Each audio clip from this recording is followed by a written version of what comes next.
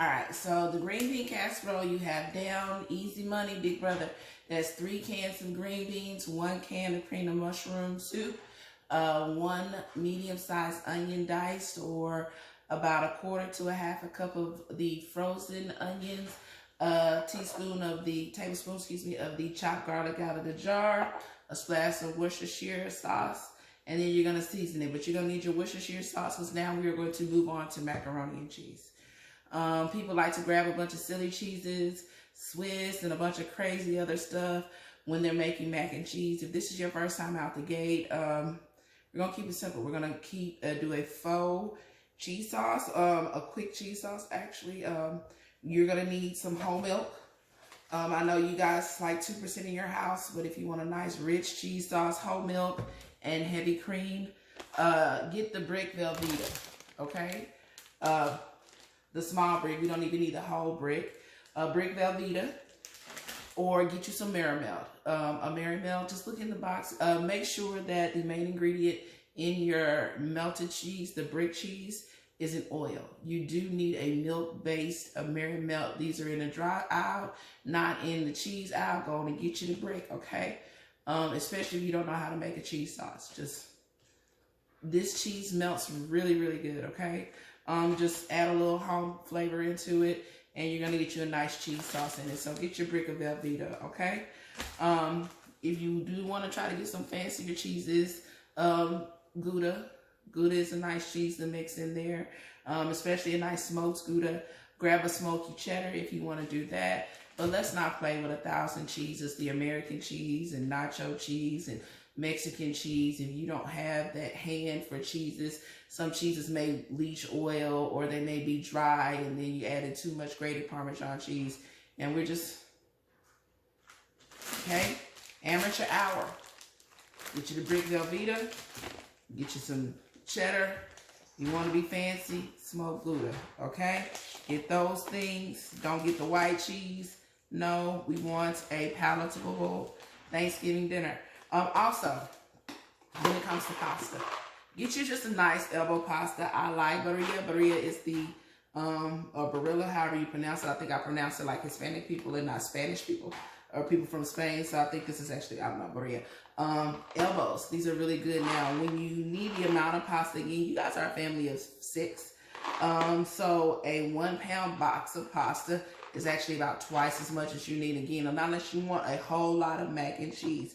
But remember that pasta doubles in size as it cooks. So 1 pound of raw pasta is going to give you 2 pounds of cooked pasta. And that's actually a lot of pasta when you think about it. If you're really only giving you guys a couple of scoops, a couple of spoonfuls per plate, do you really need 2 pounds of pasta? Okay, so just remember that if you have a small family, I would go with buy the full 1 pound box, but be cautious and just know that this would be 2 pounds of macaroni and cheese, a half of a catering pan, a half hotel pan almost of cooked pasta once you get it fully cooked, okay? Oh, and when you're cooking the pasta, one thing that is important, it's important to salt your water. Remember when you're younger and you had your teeth pulled, just a little bit of salty, a little bit of seawater, not like too much, but you do need to season the water for the pasta, because if not, your any flavor that you put in the cheese sauce is going to be bland, okay, no matter what. So do not forget that is vital to salt the water for your pasta, okay? Don't make it too salty. Just salt enough so that you can taste the salt. Again, imagine if you were a child and you pulled your tooth and your mama wants you to rinse your mouth out with salt water. Just a little salt to taste, okay, to season the pasta, okay? So now we're going to put together our faux cheese sauce. Well, it's pretty daggone good cheese sauce. In just a second.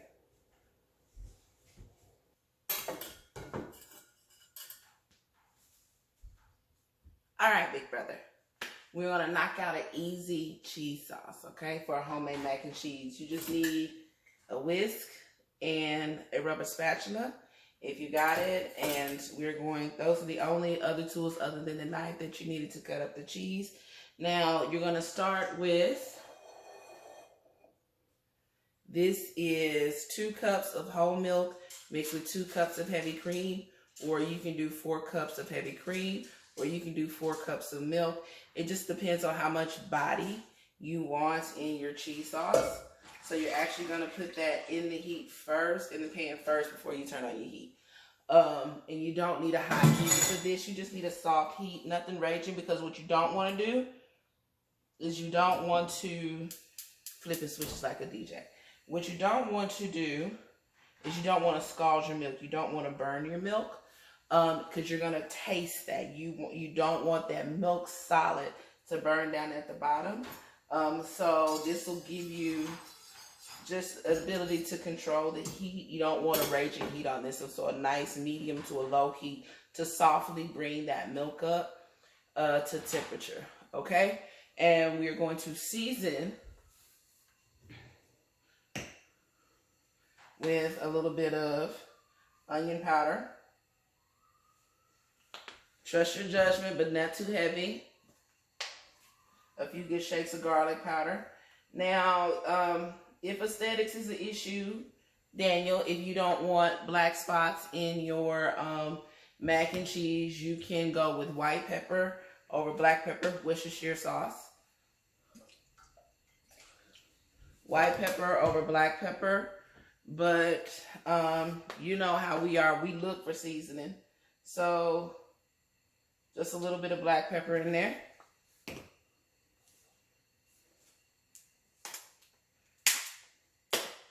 And a little bit of salt. Okay? A couple of more items.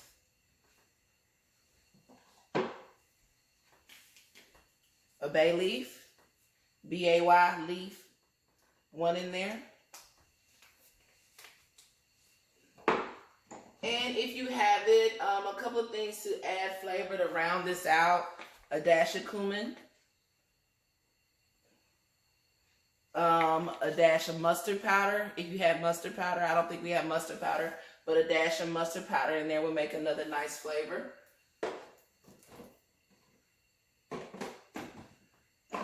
And that'll be it.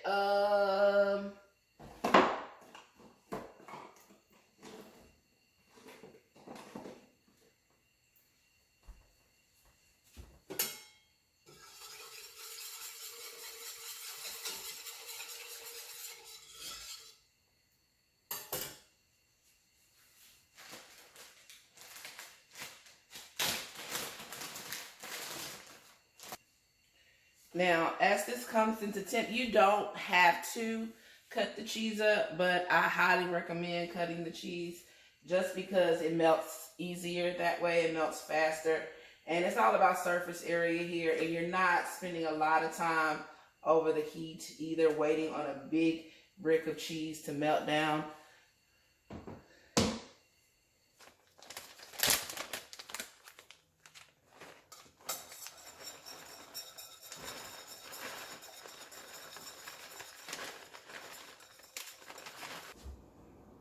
See that? Okay. That's good the way it is. Now make sure that you have a nice seasoned pasta to go on that, okay? So this will give you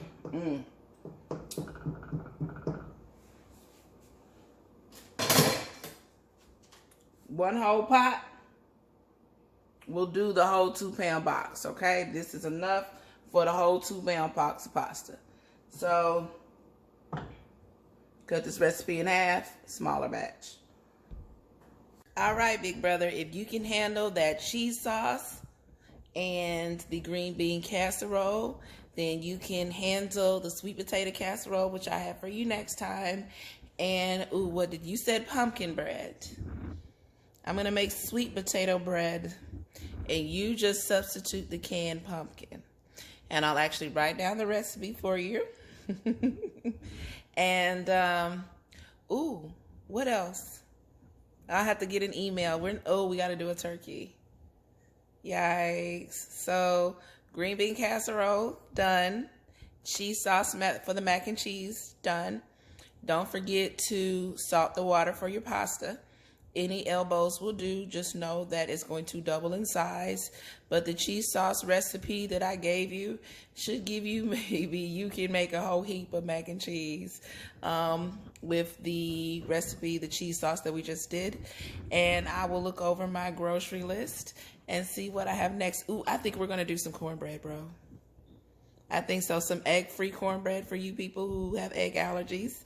So look out for my nephew, and we will do some dressing, not stuffing. So tomorrow, we had to do some egg-free cornbread, okay? All right. Well, I will see you tomorrow with our amateur hour. No razzle for the dazzle, just dazzle for the palates. And you can get it done. I have complete faith in you, big brother. You got this. If you can write a book, you can cook Thanksgiving.